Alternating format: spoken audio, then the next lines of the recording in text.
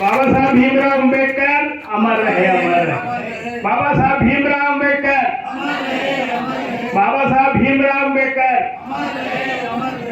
सम्मानित मंच और इस छोटे से सुंदर से आयोजन के लिए सभी को हृदय से धन्यवाद। हम अन्य लोगों को ये जानकारी बताना चाहेंगे कि हम यहाँ पे एक संस्कारशाला चलाते हैं, क्योंकि चार दीवार के बीच में जो पुस्तकीय ज्ञान तो मिलता है बच्चों को, लेकिन संस्कार नहीं मिलते हैं। उनको उठना बैठना रहना सहना खाना पीना चलना फिरना बातचीत का तरीका, इन सारी छोटी छोटी जो उनके मम्मी पापा भी, क्योंकि हमारा समाज हमारा परिवार हमारा इतना व्यस्त रहता है कि वो बच्चों पे ध्यान नहीं दे पाता है। तो यहाँ हम इस संस्कारशाला के माध्यम से जो नन्हे नन्हे बच्चे हैं इनको हम संस्कारशाला चलाते हैं। और ये दोनों हमारी दीदियाँ जो है उनको प्रेरित करती है, प्रोत्साहित करती है, यहाँ तक कि घर से लाती है और घर तक छोड़ती है। बड़ी मेहनत कर रही है और हमने कम से कम 40 बच्चों को ट्रेन किया है। और इस छोटे छोटे आयोजन में जो हमारे देश के जो महान व्यक्ति हुए हैं, जैसे महर्षि वाल्मीकि जी ने जो आदि कवि कहा जाता है, जिन्होंने रामायण की रचना करी, समरसता का पाठ पढ़ाया, और वो समरसता का पाठ आज मानव जीवन में गृहस्थी जीवन में फलदायक रहता है। माँ बाप को कैसे रहना चाहिए, भाई को कैसे रहना चाहिए, वो हमें रामायण से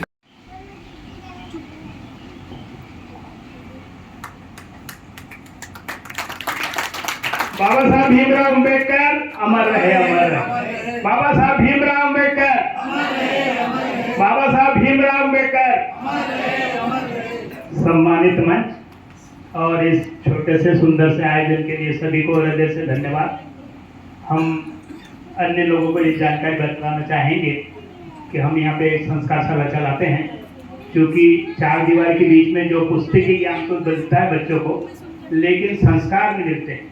उनको उठना बैठना रहना सहना खाना पीना चलना फिरना बातचीत का तरीका, इन सारी छोटी छोटी जो उनके मम्मी पापा भी, क्योंकि हमारा समाज हमारा परिवार हमारा इतना व्यस्त रहता है कि वो बच्चों पे ध्यान नहीं दे पाता है। तो यहाँ हम इस संस्कारशाला के माध्यम से जो नन्हे नन्हे बच्चे हैं इनको हम संस्कारशाला चलाते हैं। और ये दोनों हमारी दीदियाँ जो है उनको प्रेरित करती है, प्रोत्साहित करती है, यहाँ तक कि घर से लाती है और घर तक छोड़ती है। बड़ी मेहनत कर रही है और हमने कम से कम 40 बच्चों को ट्रेन किया है। और इस छोटे छोटे आयोजन में जो हमारे देश के जो महान व्यक्ति हुए हैं, जैसे महर्षि वाल्मीकि जी ने जो आदि कवि कहा जाता है, जिन्होंने रामायण की रचना करी, समरसता का पाठ पढ़ाया, और वो समरसता का पाठ आज मानव जीवन में गृहस्थी जीवन में फलदायक रहता है।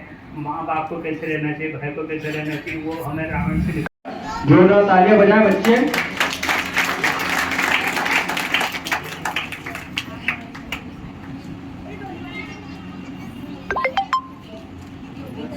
योगिता मैम का स्वागत संस्कारशाला के आयोजन समिति की ओर से किया जा रहा है।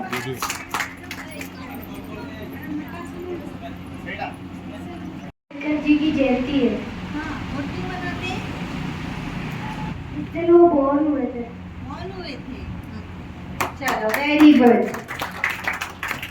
लेकिन हम यही कहना चाहेंगे कि आज हम आज़ाद हुए, हमारा देश हमारी हवा अपनी हुई, क्योंकि कहीं ना कहीं हम बंधे हुए थे, ठीक है, गुलामी में जकड़े हुए थे, और उससे आज़ाद कराने का काम में सबसे पहले अगर नाम आता है तो वो है डॉक्टर भीमराव अंबेडकर जी, जिन्होंने जाति धर्म को न मानते हुए संविधान को जो प्रावधान था वो निर्धारित किया। हमारे देश को चलाने के लिए कुछ नियमों की आवश्यकता होती है, राइट। बिना नियमों के तो कुछ नहीं चलता है ना। तो नियम लागू किए किसने किए? डॉक्टर भीमराव अंबेडकर जी के सानिध्य में वो सारी चीजें हुई। उन्हीं नियमों और अवधारणाओं को मूर्त रूप दिया गया डॉक्टर भीमराव अंबेडकर जी के द्वारा।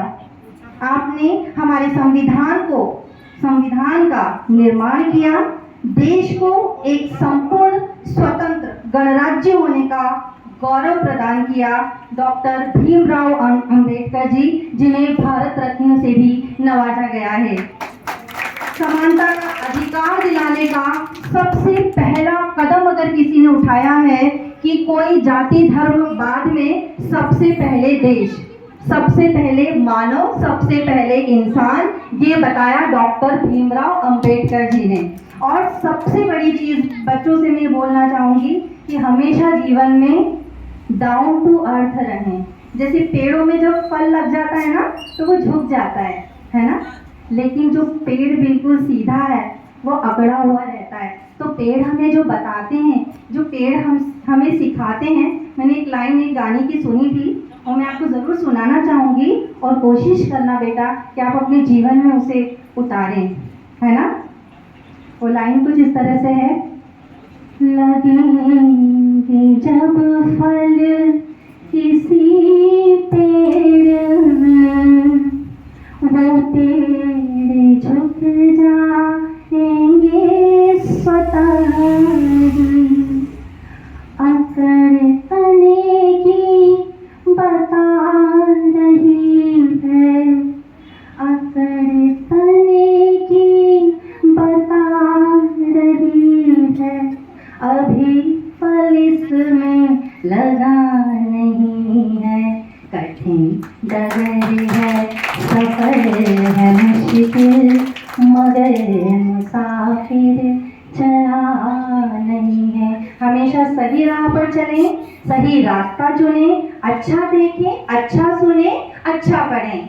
जय हिंद, जय Bhimrao Ambedkar. Thank you so much. जोरदार तालियां बजाएं बच्चे।